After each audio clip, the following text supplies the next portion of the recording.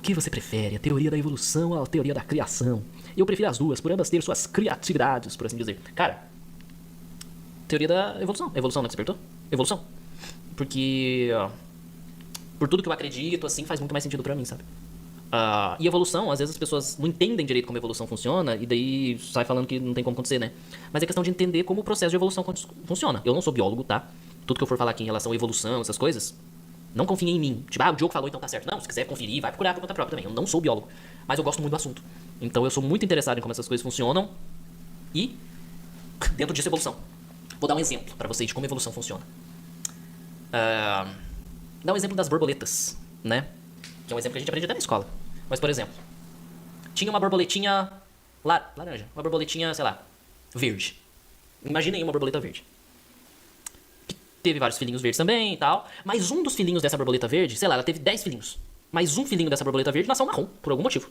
Teve ali uma mudançazinha genética, aleatória mesmo, porque é assim que acontece. E nasceu, um filhinho nasceu marrom.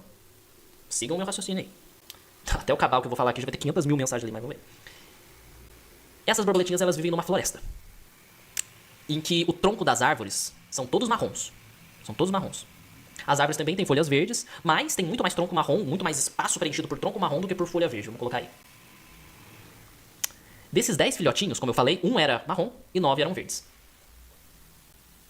Como a borboletinha marrom era da cor do tronco da árvore, ela conseguia esconder muito mais dos predadores do que as verdes. As verdes pousavam no tronco marrom, os predadores viam ela e comiam as verdezinhas.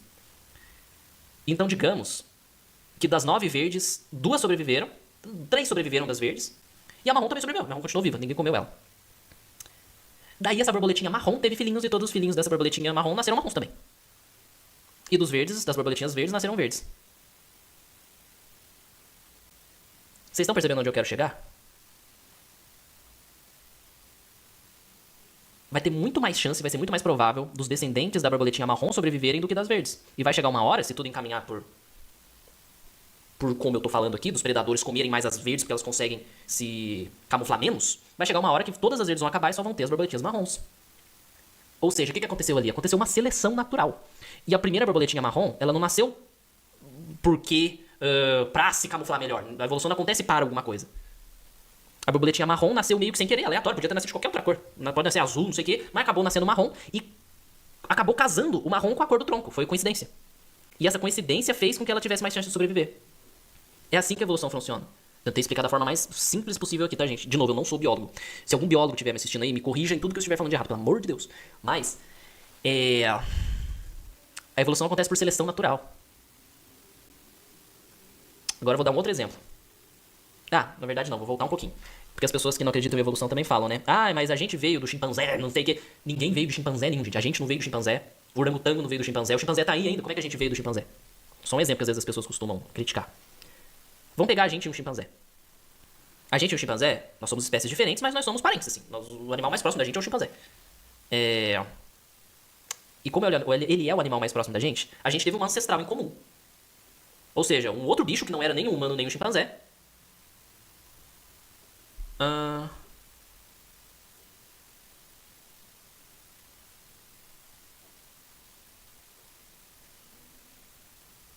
Tô tentando não falar bobagem aqui pra vocês. Não explicar errado. A gente teve um ancestral comum, o ser humano e o chimpanzé. Que era um outro bicho. Do mesmo exemplo dessas borboletinhas, por exemplo. Isso aí há 7 milhões de anos atrás, se não me engano. 7 milhões de anos atrás foi quando nós e o chimpanzé tivemos o último ancestral comum, mais ou menos. Agora, pra explicar isso de uma forma mais fácil, porque eu falando aqui de chimpanzé, ancestral comum, pode ficar tudo abstrato, ninguém entende nada do que eu tô falando. Vamos pegar a gente. Por exemplo, eu tenho um irmão. Eu falei que eu não sou filho único, respondi alguma pergunta aí. Mas eu tenho um irmão. E a gente tem um pai. A gente tem o mesmo pai. No caso, a gente tem o mesmo pai, né? Podia ter pai diferente. Mas no caso, eu com o meu irmão, a gente tem o mesmo pai. Digamos que o ancestral comum entre eu e meu irmão é o meu pai. Meu pai não é nem eu, nem o meu irmão. Ele é uma outra pessoa. E eu com o meu irmão viemos dele. Fazendo uma comparação, a evolução da gente e o chimpanzé é basicamente assim. A gente tem um ancestral comum, que seria nosso pai aqui na comparação, que deu origem a 2 animais diferentes, a gente e o chimpanzé. Evolução, gente, dá pra muito comparar com uma árvore genealógica.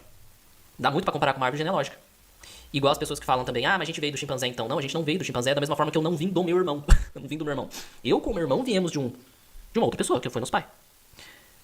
E isso leva milhões de anos também, tá, gente? Evolução, seleção natural, essas coisas levam milhões de anos. Pra vocês terem uma ideia, a nossa espécie surgiu há 200 mil anos. A nossa espécie humana surgiu há 200 mil anos. Ou seja, a gente, desde que a gente surgiu há 200 mil anos, a gente é a mesma espécie. A gente não mudou de espécie. Isso aí é a nossa espécie humana, porque os humanos nem sempre foram uma espécie só. A gente teve várias espécies já. Já existiram várias espécies de humanos. Os Neandertais eram outra espécie, por exemplo. A primeira espécie humana surgiu há 2 milhões de anos. A primeira espécie humana surgiu há 2 milhões de anos. A nossa espécie, a única que está viva até agora, surgiu há 200 mil só. Ou seja, do nascimento da primeira espécie humana, que foi há 2 milhões de anos, levou 1 milhão e 800 mil anos para a nossa surgir. A nossa espécie é muito recente, gente. A gente surgiu agora, pouco, praticamente. Os dinossauros, olha só, eu falei isso rapidinho no shorts que eu gravei ontem, de dinossauro. A gente surgiu há 200 mil anos. A gente surgiu há 200 mil anos. Os dinossauros foram extintos há 66 milhões de anos. Vocês têm noção da diferença? Se a gente surgiu há 200 mil anos, por isso aí dá 1 milhão, a gente teria que fazer vezes 5. 200 vezes 1000, 1 milhão. 200 mil vezes 5, 1 milhão. Tô ficando louco já. Além de fazer vezes 5, que é 1 milhão, a gente teria que fazer vezes 66, porque os dinossauros foram extintos há 66 milhões de anos. Então 66 vezes 5 é quanto? 330. O tempo que a nossa espécie existe, teria que multiplicar 330 vezes isso, 330 vezes 200 mil, para dar o tempo que os dinossauros já foram extintos, que foi 66 milhões de anos. Pra vocês terem uma noção aí do tempo, que às vezes a gente não tem noção de tempo.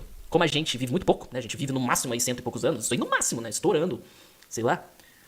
A gente não tem ideia do que significa 200 mil anos. Ou 66 milhões de anos. Fica meio incompreensível. Por isso que é legal fazer essas comparações, tá? Agora eu vou voltar pras mensagens aqui, que deve ter trocentas mil pra eu ler aqui.